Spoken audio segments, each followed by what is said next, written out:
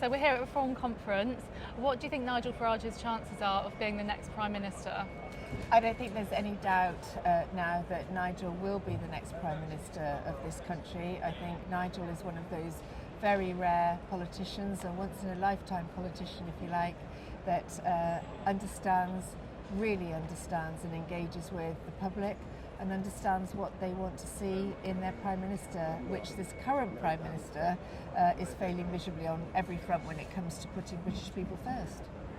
Well, Labour's published an entire attack website on reform with Reform's Don't Know manifesto for Britain. Do you think they're rattled? Do you know what? It's desperate tactics, isn't it? Labour are absolutely rattled, Conservatives are finished, and everybody knows that Reform are going to form the next government. I would have normally say 2029 when the next general election should be taking place, but the way we're going at the moment, I don't think it would surprise anyone if that general election is called earlier. But there's no doubt about it, Nigel is on his way into number 10, quite rightly so. We're reflecting the views of the British people, and we're the only party that stands up and says the brave things that we say, that simply reflects making British people a priority. And immigration is quite a big issue for Reform.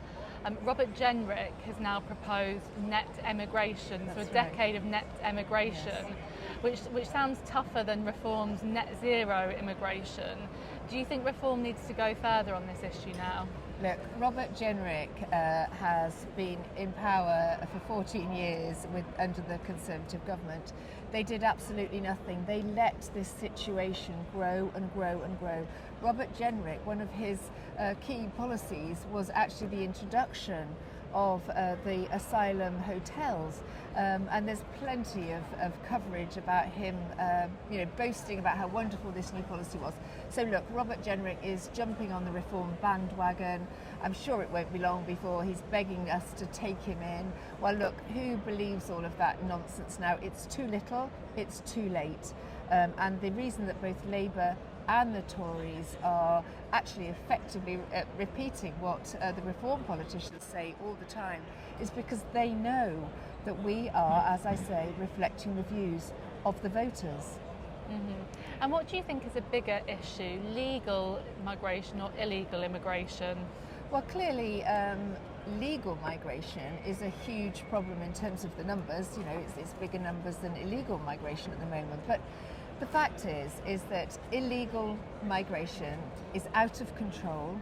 We have no control of our borders, and that brings into question whether we actually have sovereignty of this country at the moment. We are a fairly small country, yet we cannot even police that small channel border. I mean, it's absolutely shocking. Australia have managed to police their entire border, which is far, far bigger than ours. So if the government has the will to police its borders, it can do it.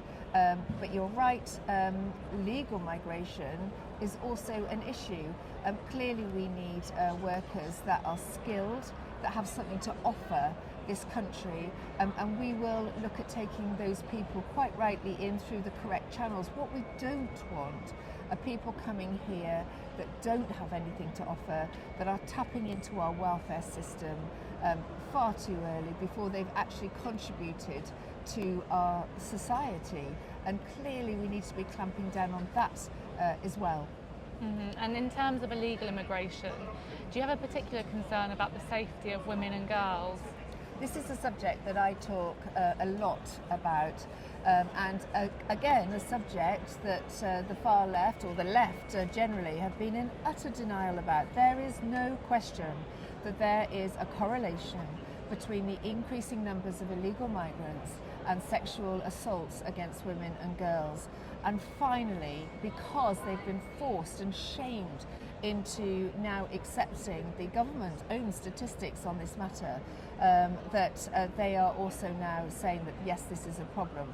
But Reform and myself will champion this issue as long as we have to, until we put a stop to this illegal migration, because we know that foreign nationals are 22 times more likely to conduct or to carry out sexual assault on women and girls.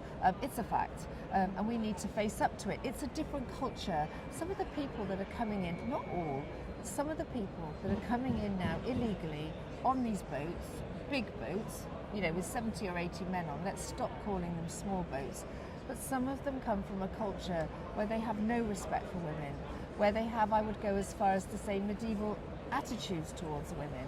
And I know, even from my own constituency of Runcorn and Helsby, I have stories, I have evidence from my constituents of their own wives, daughters, young girls being approached by illegal migrants for sexual favours.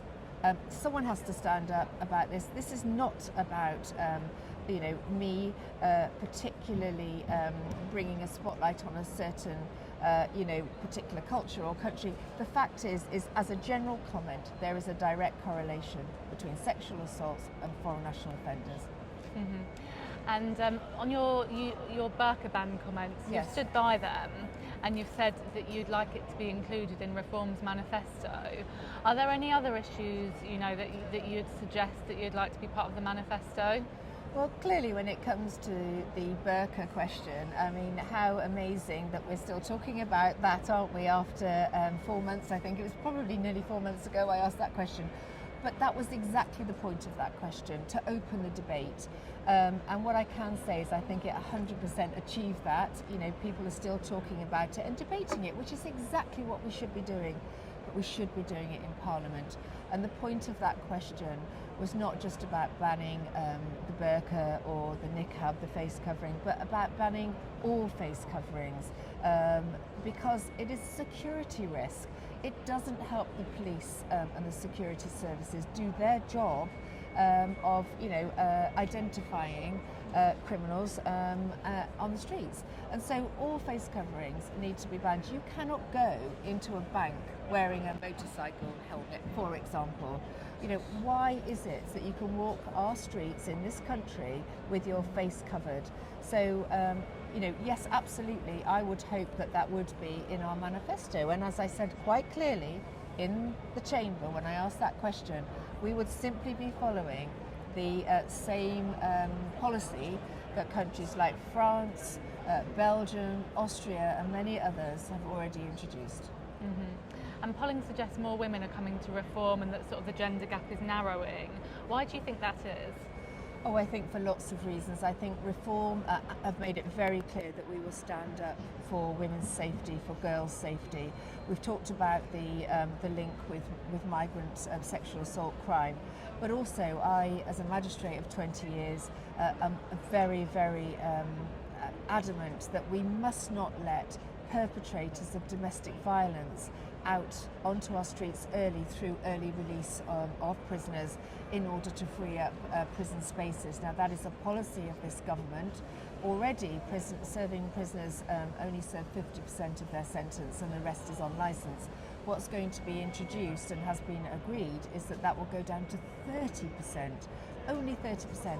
Now a woman that brings to trial a domestic violence incident is a brave woman. I've seen many trials collapse on the day because women have been intimidated into not coming to court and giving evidence. So how is it that we could possibly repay that woman's bravery to take a perpetrator of domestic violence off the streets by then putting him back on the streets after merely serving a third of his sentence? And we know that domestic violence is one of those crimes where the perpetrator will carry on and do it again unless that perpetrator has been through the rehabilitation that he needs. And even then, rehabilitation doesn't always work. And in the worst cases, the perpetrator will go on to kill that woman. So yes, I will always speak up for the safety of women and girls in every aspect. Another aspect that I feel very passionate about is that no female spaces should be invaded by biological males, whether that is prisons, so no female prisons will have biological male prisoners in them, I feel the same way about changing rooms, for example, in shops, and I feel very much the same way about toilets, particularly in schools. You know, there are schools that don't have single-sex toilets, and yet for young girls going through, you know, young teenage years, that is a horribly intimidating and upsetting, potentially upsetting situation to be in. It's totally wrong, and under a reform government, all of that will go and common sense will prevail again. Because there was a little bit of earlier this year, there were suggestions by a new reform advisor that maybe some trans women should go in women's prisons, but you would be totally against that? Absolutely against that. That will not happen under a reform watch. And certainly if I was given a position in which I could influence that when reform gets into government, then yes, under my watch, that will never happen.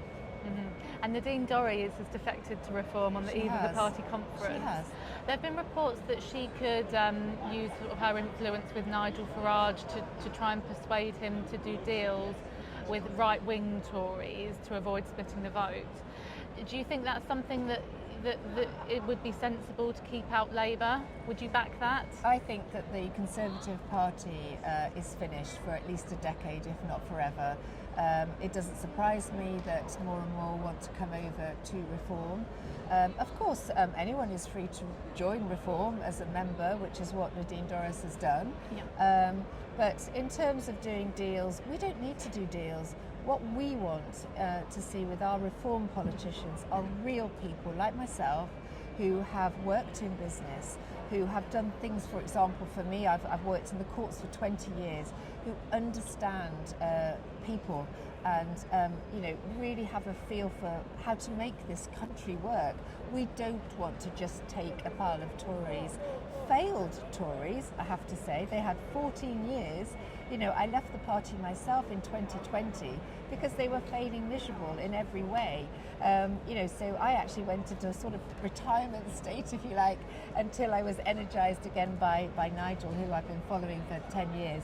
But the point is, no, we won't take Tory after Tory. We will only take the ones we want. But in terms of Nadine Dorries, anybody is free to join Reform. And look at our membership. You know, it's rocketing, and I'm sure that this conference that we're at today will do a lot more to boost our membership.